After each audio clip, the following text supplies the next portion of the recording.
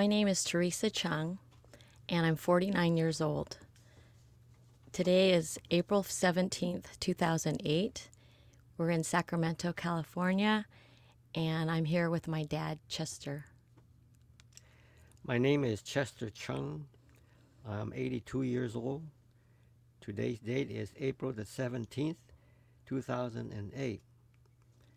We're located in Sacramento, California. And my partner here is my daughter.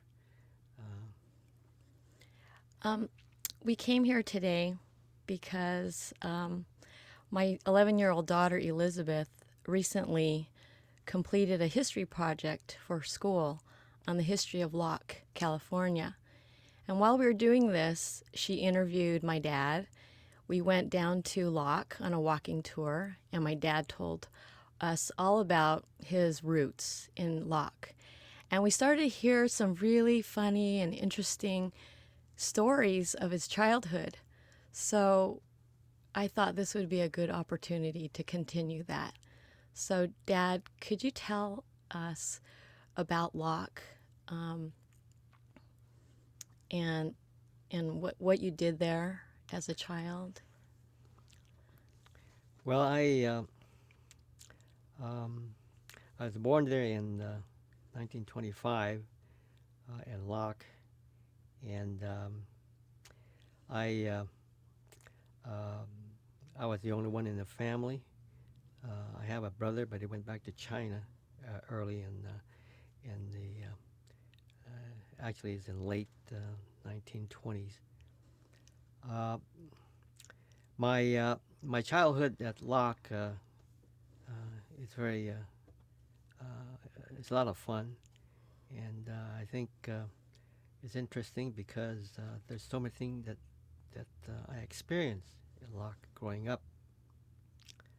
Locke is a quaint little town um,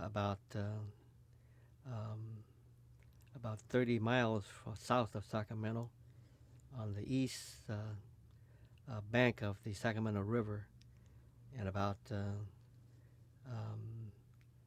30 miles along Highway 160 from Sacramento.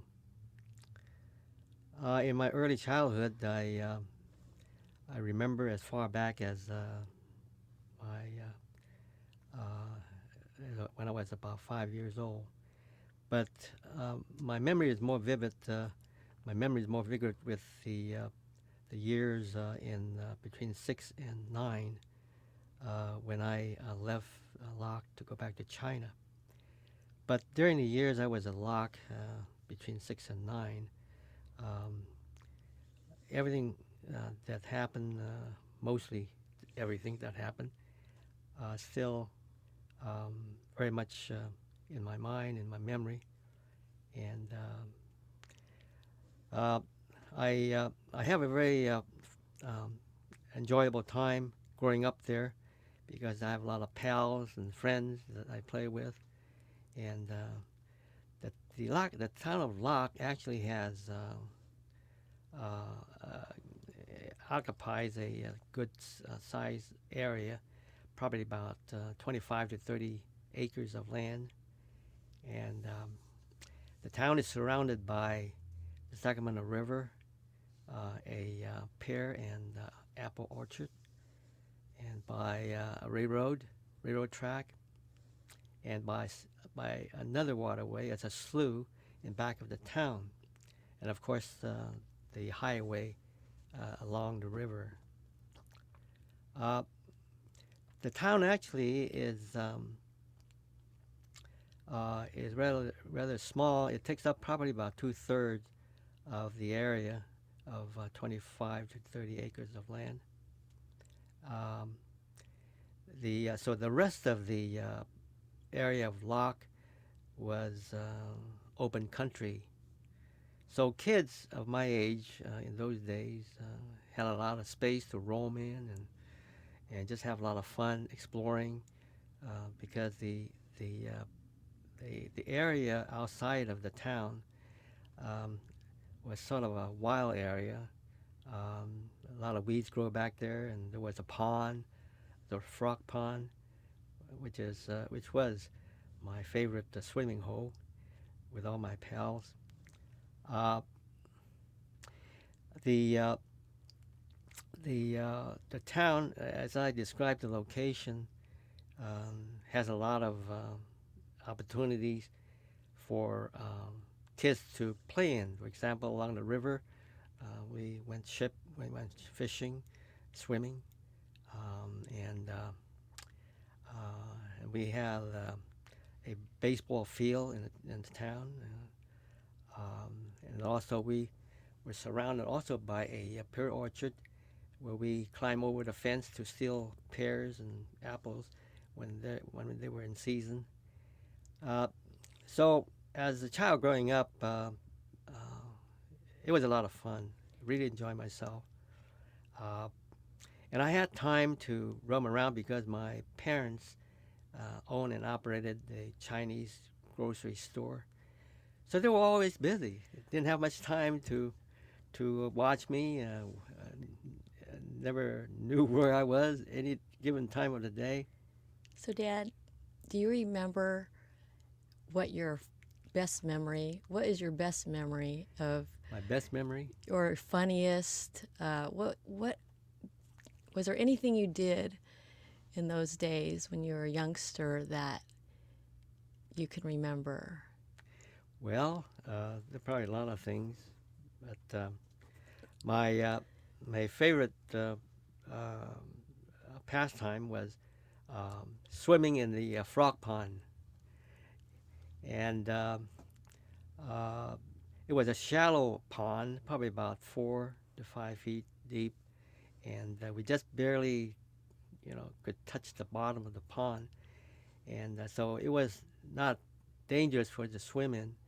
But the fact that we could swim and try to catch frogs there at the same time, so with a bunch of guys, why we had a great time swimming in the pond. And other things that we did were something like this: the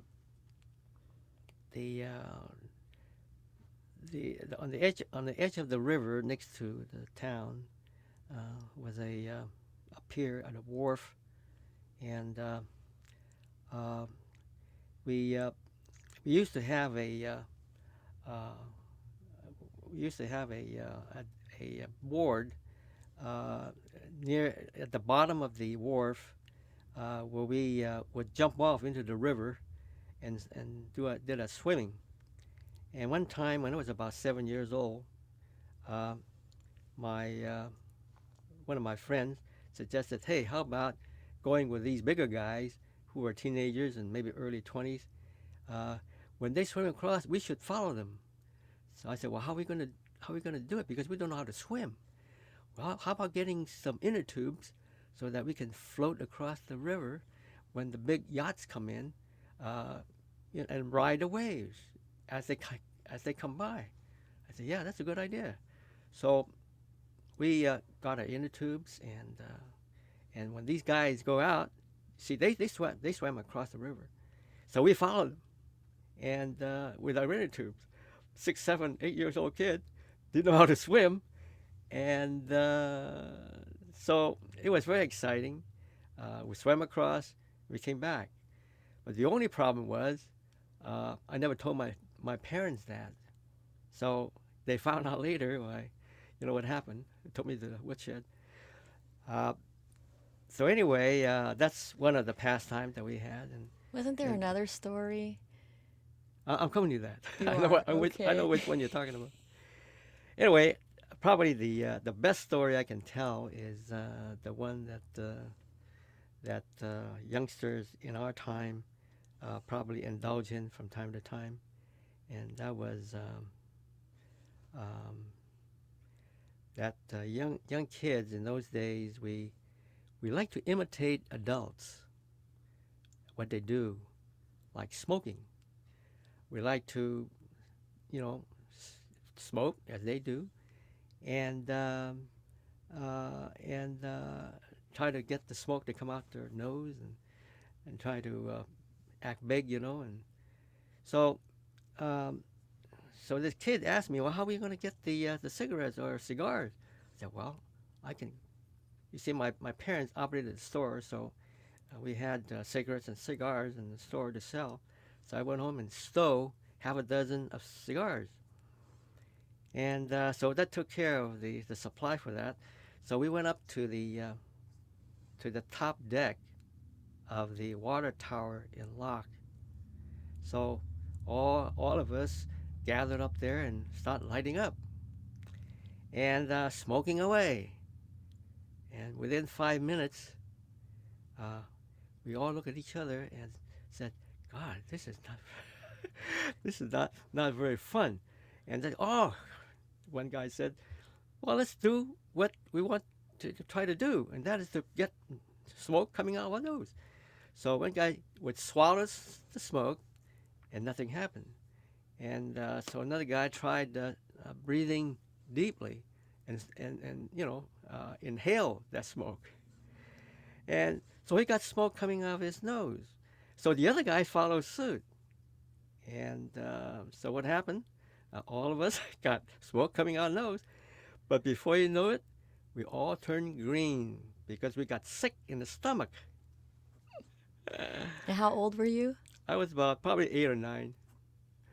But we were so sick in our stomach that I think all of us, I think 4 or 5 of us, threw up. We vomited. And so at that point, I felt kind of worried because, gee, if we are sick now, how are we going to go home? Not going to go home sick. So we said, well, let's just stay it out later today. After we recover, then we go home. So we did. We waited until dark. We started about 1 or 2 o'clock. So we waited until dark, and we got off the tower, water tower, and we went home.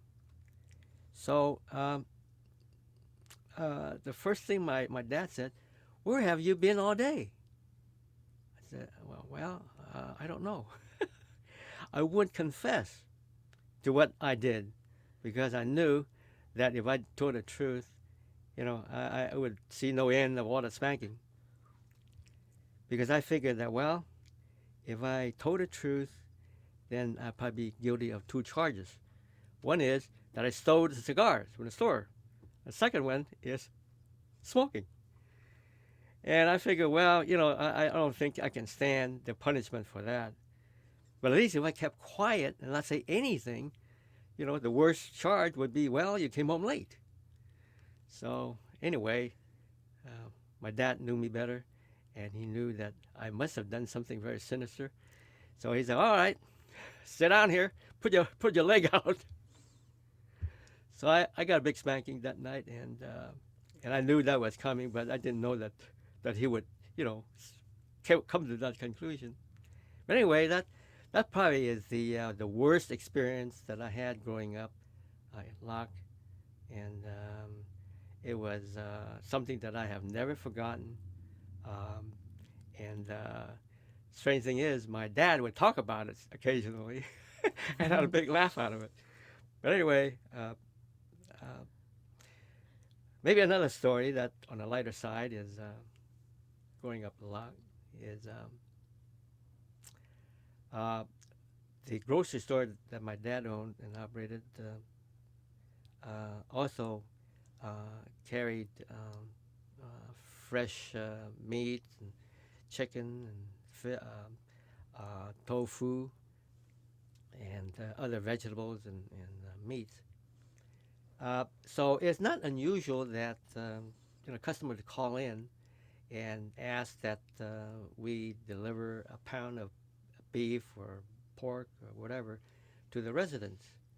So this one day I was home and in the store, and my dad got a telephone call, and the customer said, "Well, I'd like to have a 3-pound chicken dressed and delivered to my house." And my dad said, "Sure, okay." So he had my mother dress the chicken and wrap it up, and my dad said, "Well, now, when you deliver this chicken, be sure to collect the money. $1.25. Be sure to collect it." I said, okay. So I went to the house and I knocked on the door.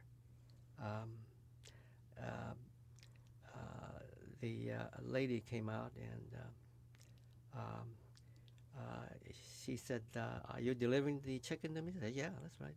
Yeah, I need $1.25." So she gave me the money and I put it in my pocket and went home. And when I got home, I asked my dad. I said, "Gee, is this lady sick?" Uh, because she came out with a bathrobe, and it happened to be the town madam.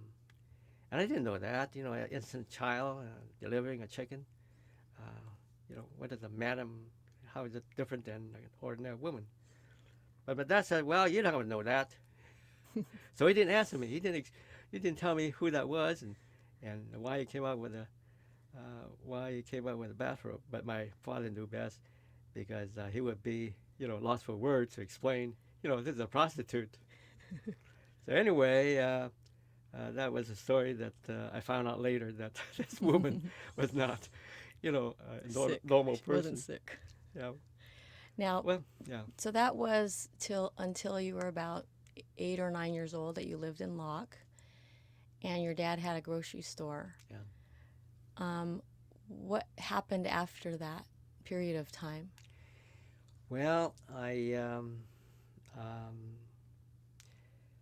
I belonged to a family. Well, my parents both brought me up, took care of me a lot. But also I have my grandparents in China, and my parents as well as my grandparents have always had the philosophy of life of retiring in China, not in America. They simply came to America to make a living, to make money, and then eventually return to China to live and retire. So uh,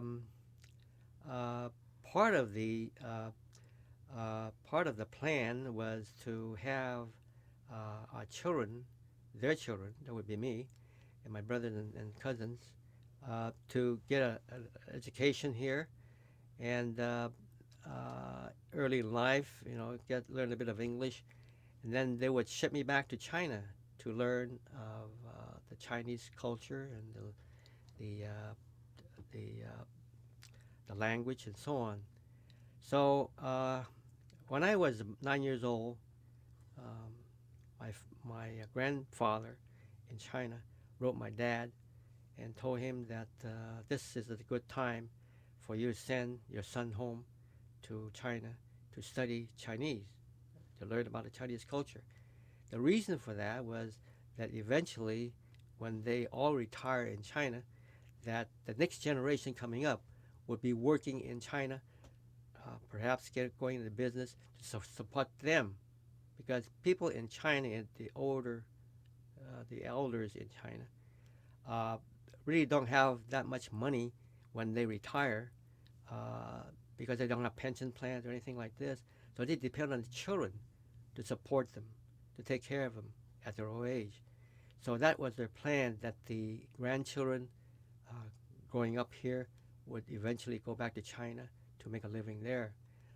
It was only because the first generation that did come over to America was because they were destitute and they were looking for a better living. That's why they came to America. But their plan has always been the hope of making a living, a good living in China. So that was the plan. So I was sent home to learn about the Chinese culture and the language. That was what happened after I reached 9 years old. So I went back to China with my uncle and lived with my grandparents in the village and started my Chinese schooling in the village.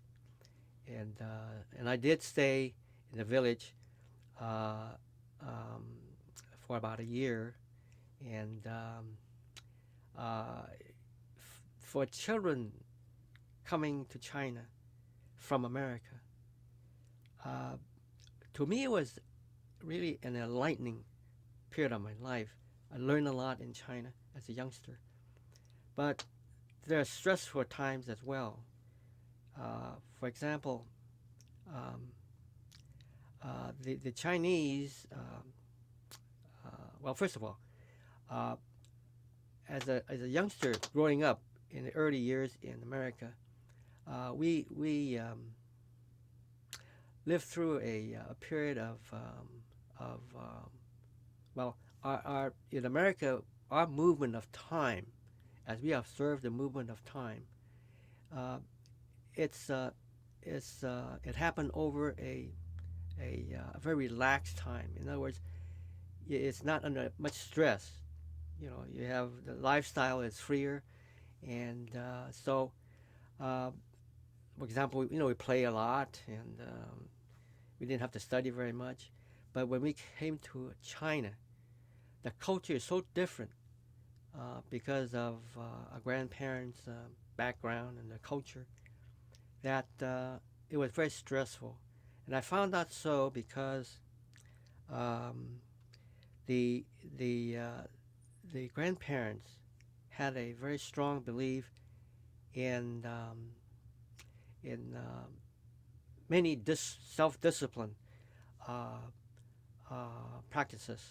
For example, youngsters growing up, our grandparents always stress the value of time, the value of time, and and their their emphasis is on us studying hard, making the best use of our time. Don't waste time because of value of time.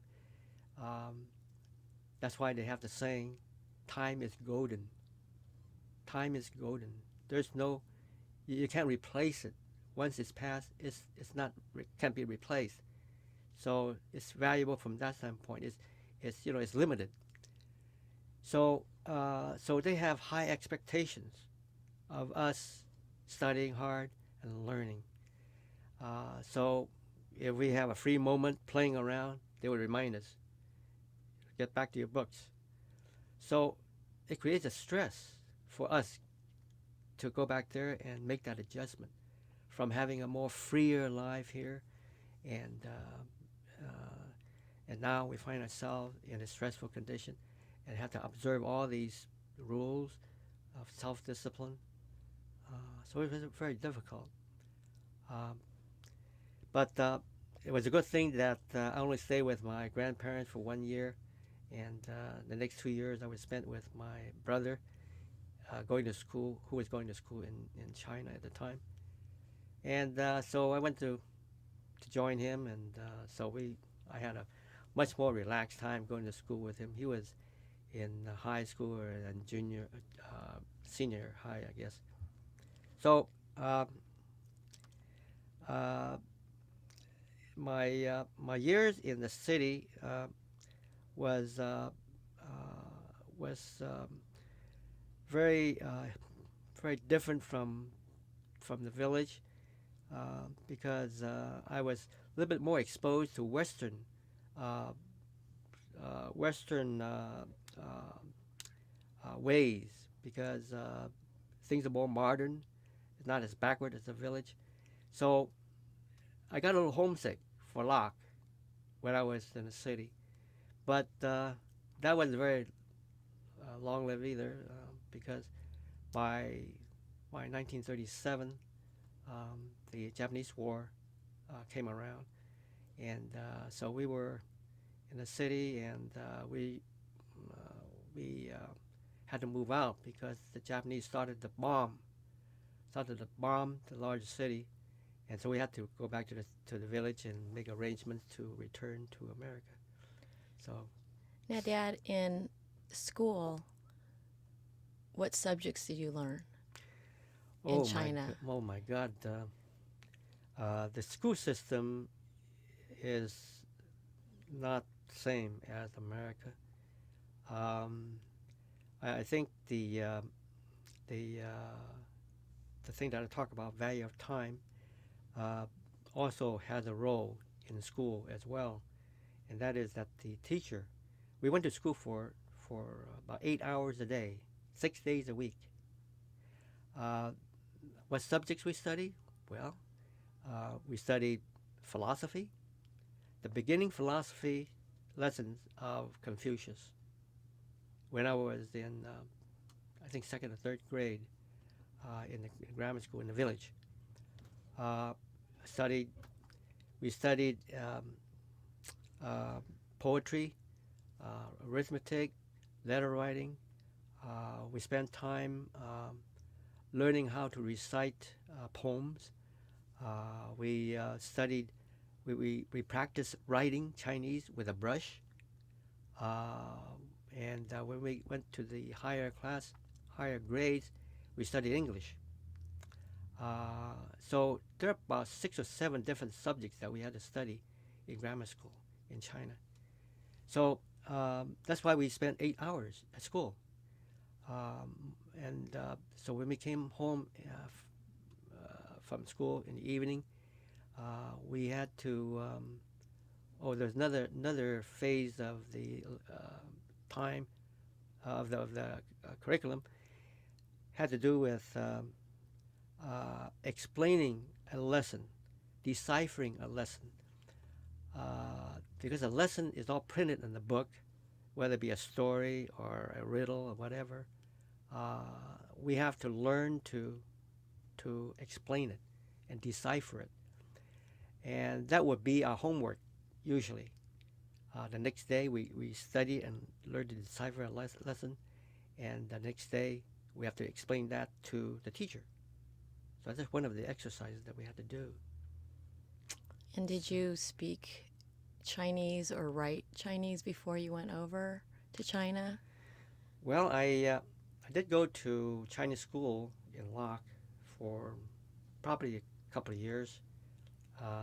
We learned not even half as much about Chinese in America as we did in China, because we spent only about 2 hours in the evening uh, going to Chinese school, and then the rest of the time we have to do our Chinese homework.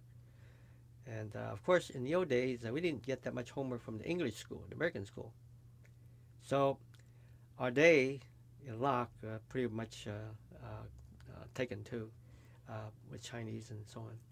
Now, getting back to your education in China, Yeah. as compared to the curriculum in the United States, it is not geared toward the person. It is skills that we teach children. And you said that you learned philosophy, poetry, reciting poetry, writing letters. Did the curriculum in China also include part of that philosophy of being a person and this idea with time? Certainly, that is a part of the training that we got, and we talk about self-discipline. Um, I think the value of time principle came from Confucius, and Confucius uh, taught a lot of uh, principles that has modern day applications. In fact, I found that in one of the books that he wrote uh, about human behavior and uh, uh, human nature, um, the the I don't remember now the much of the poetry and the philosophy, but I do remember the first 4.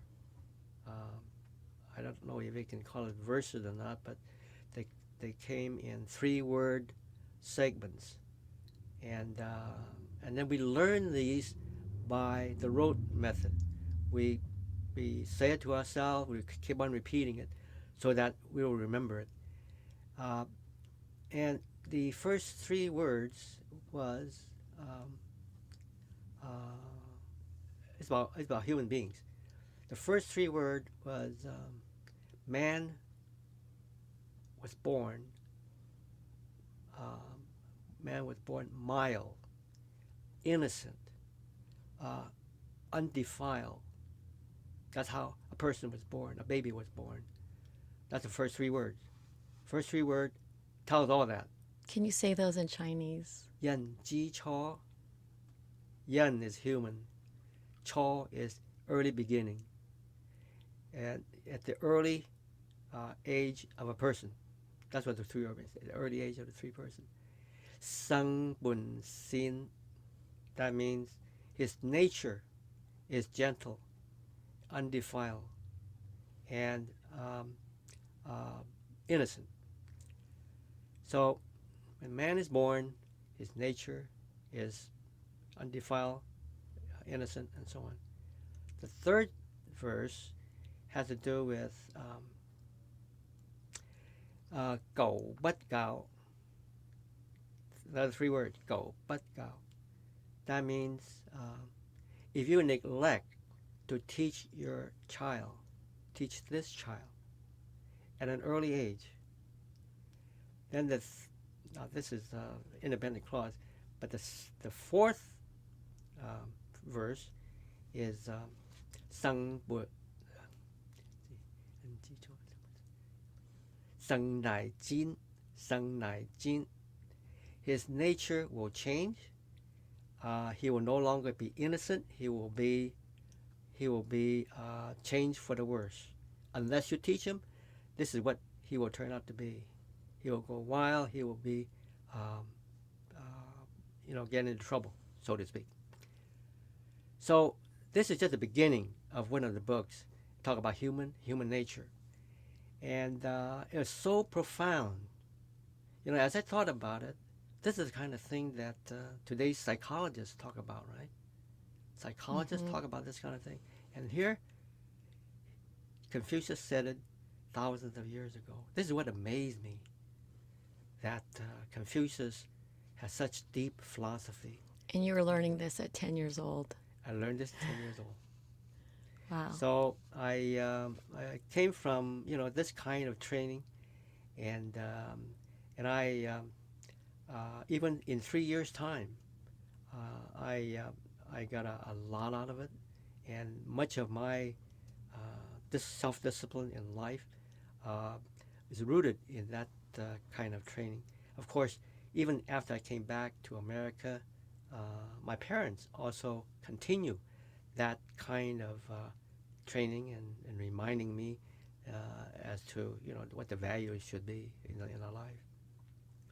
I would think that Papa and Gung, your mom and dad, also learned those values and lived that way.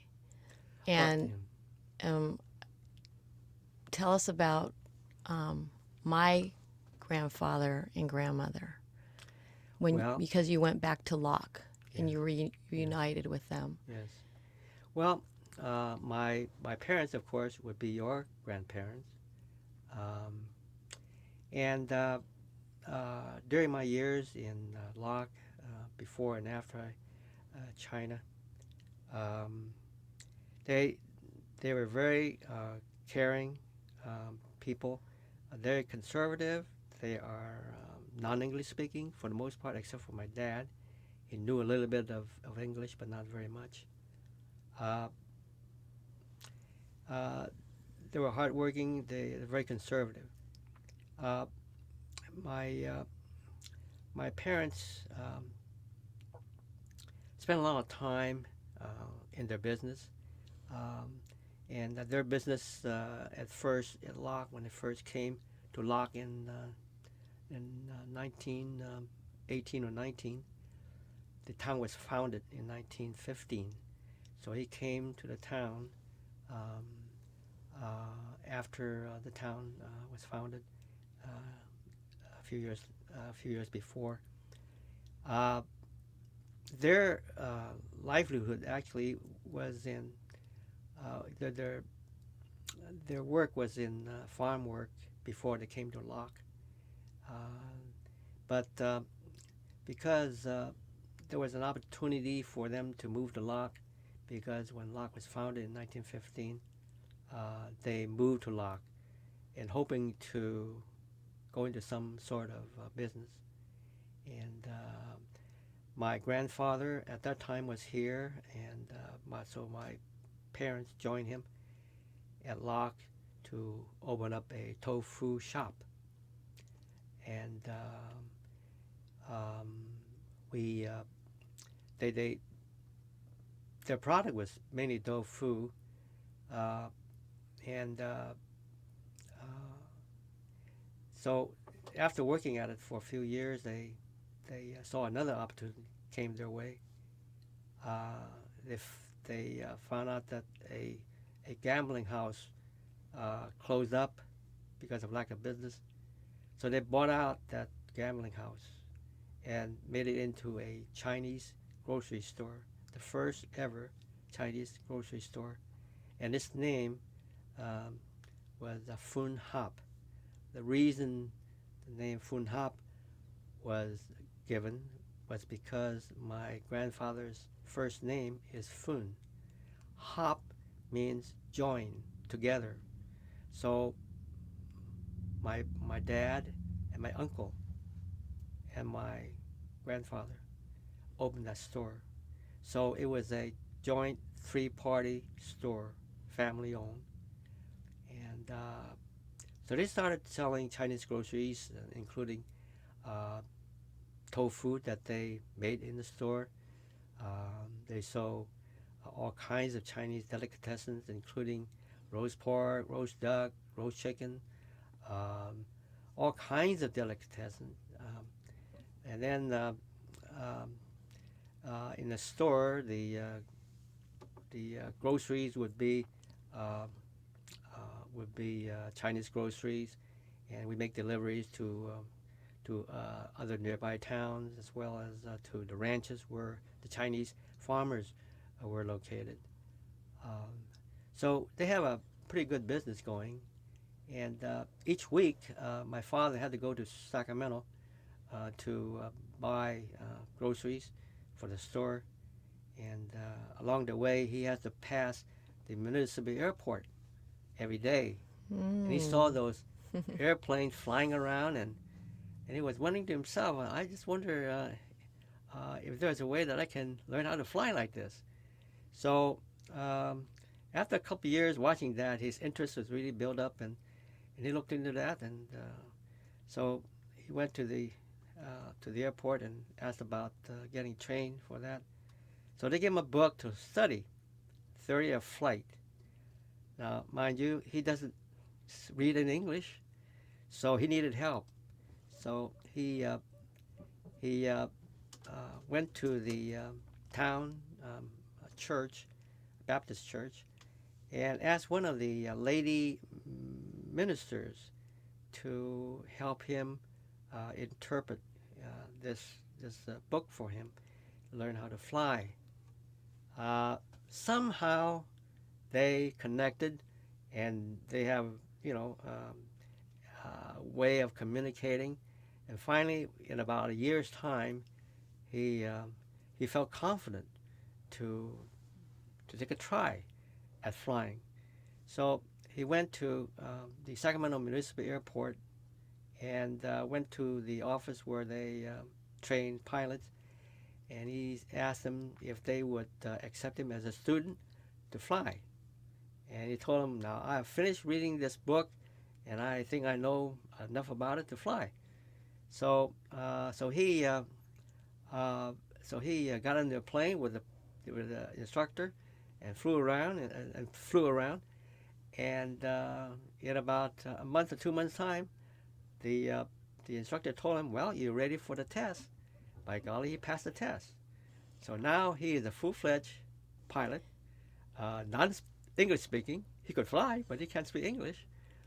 So from that point on, he bought a plane, a, a biplane. That means a two-wing plane, and flew it for a year or so, and he changed to a single wing because he felt that he is advanced now and go to a different kind of plane. So he got a lot of pleasure out of flying airplanes, and it seems like that was his forte. And Wow. That's pretty amazing to think that you could learn how to fly a plane when you don't read English. You're limited in your comprehension of spoken English, and that's who's teaching you, an English speaking trainer, and you have a book in English. yeah, So that's really amazing. And then the fact that he came here not having a lot of money and opened a business and made enough money to buy 2 planes. sure. That is amazing. Yeah. Dad, I just want to say that. Now, one more thing I want to tell you, and that is that I believe that his flying ability to fly, I think he flew by the seat of his pants, not by what he learned from the books. Right. He knew how to fly naturally. Yeah, yeah.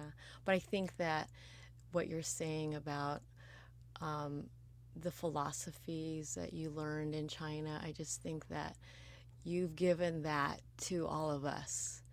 And being the second of 7 children, that is just an amazing accomplishment that you and Mom have instilled those values in us. And I just want to thank you Yeah, you're welcome. for all of that. You're welcome.